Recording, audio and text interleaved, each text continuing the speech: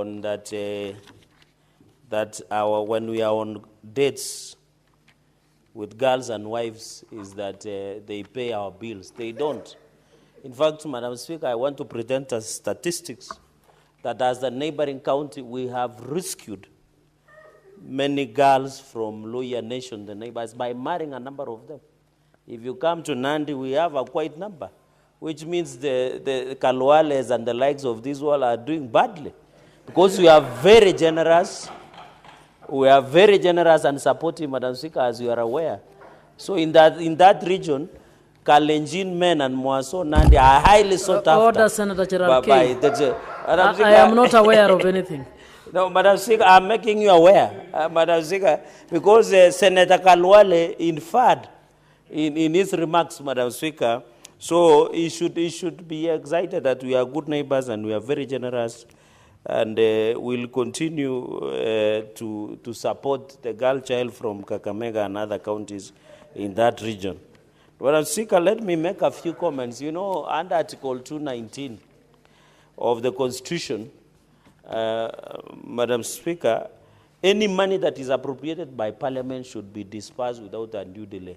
I have never understood the wisdom, either of it or lack of it, why we do cash disbursements.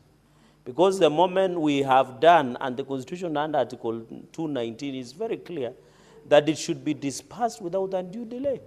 So I don't know whether we are following the Constitution, we are violating the Constitution, we are defiling the Constitution, we are rewriting the Constitution. Think in future, if we have to amend the Constitution, the way my brother from Narok has said, then we amend and give power to Parliament to investigate and prosecute and jail. Because whenever we go to Wananchi and tell them this money has come, they tell us, where is the money? Money has been stolen. When you come to EACC, they tell you we are doing analysis to the file. File has been taken to DPP.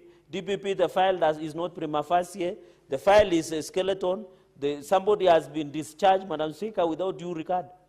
And I'm happy the appeal by EACC in some of corruption cases, the high courts have said those corruption cases must be ensured that it's pre-prosecuted, Madam Speaker. So this issue of corruption will continue to be the biggest threat in the success of devolution in this country. And even this issue of pending bills, Madam Speaker, that will be my third point, is very unfortunate. I have said, Madam Speaker, and whenever OAG and county governments bring a schedule, can you believe, Senator of Narok, that some of the pending bills for 15 years is 20,000 shillings, is 50,000 shillings. Madam Speaker, I can tell you most of the small businesses are being killed by counties. Because you hear somebody, pending bill, I have a pending bill in Kakamega, in Busia. And I want to thank Senator Okoiti Okiya Omtata Andrew, the former seminarian, Madam Speaker, because he was telling me that he almost became a priest. I think along the way he saw a beautiful girl and he abandoned the high calling. And I want to laud him, Madam Speaker, for ensuring that we have got a serious decision on our role to the oversight, Madam Speaker. Senator Mtata, do you have a point of order? Or do you want to be informed? No, he's a presidential candidate. He can inform me. I would like to inform the Venerable Senator and the Bull of Nandi. I did not leave the seminary because I saw a beautiful girl. Yes. I'll just tell you that I didn't leave the seminary because of any issue of morality or faith. My faith was not compromised. My morality was not compromised. Yes. But I left. Thank you.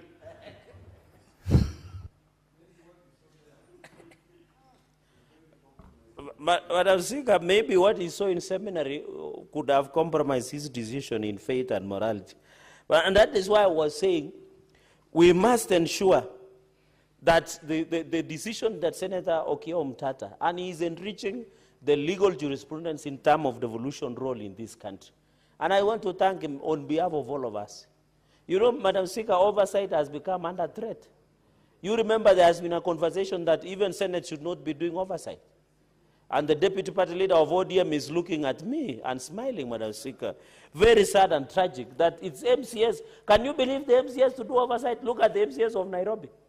They were called and they were told to abandon the agenda of impeaching the governor, and they abandoned. So can you imagine MCS oversighting anybody?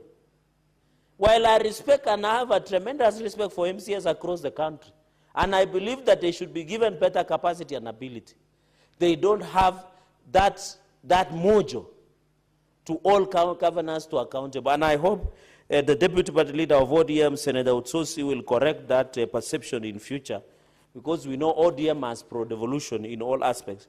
Madam Speaker, the issue of capital projects, that will be my third point, is we have notice.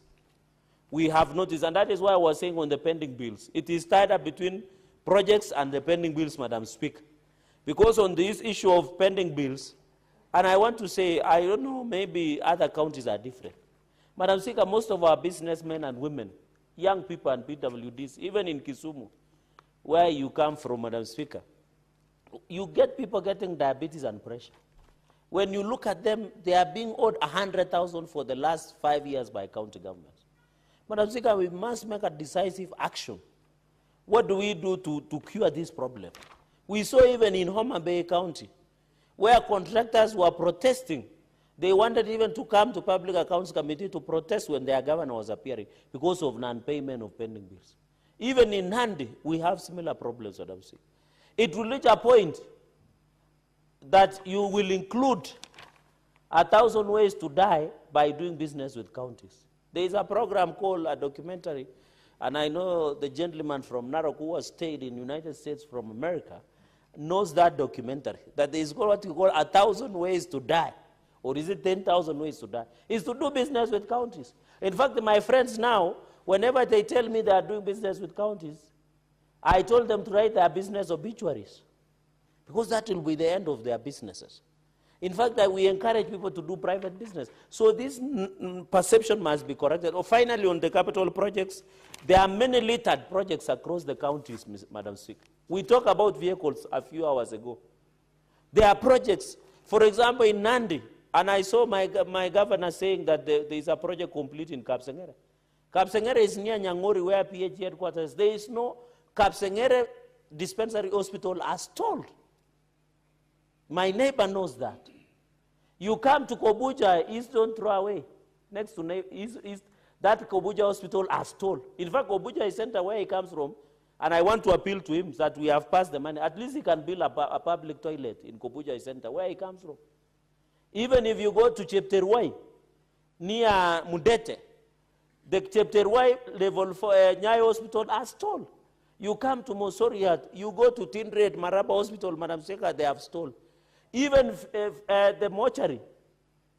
People are now, God forbid, when people pass in Nandi, they have to go to private mortuaries, because there was a misappropriation of 100 million plus that was made. So people depend on Nandi sub-county for 34 bodies only, which accommodate the people. This is undermining Article 37 on dignity of Kenyans, and more so the people of Nandi, Madam Speaker. Madam Speaker, that is why I want to say in conclusion, and I want to correct the perception. Madam Speaker, if you are in politics and you don't use resources, you better not be in politics. I've had a Nairobi senator saying that when the president meets people and facilitate, I want to dare any politician who is here, that whenever you host delegations, you don't give them food, chai and mandazi, and give them transport. This issue of people being too mean should stop. I remember when we went to Senator Utsosi's home, food was flowing freely. And he was sorting people. He was praying. He was praying his supporters, Madam Speaker. And then somebody, if you are in politics, resources and politics go together. And I want to tell these people who are saying it is wrong to use resources in politics, let them wait for the ballot in 2027.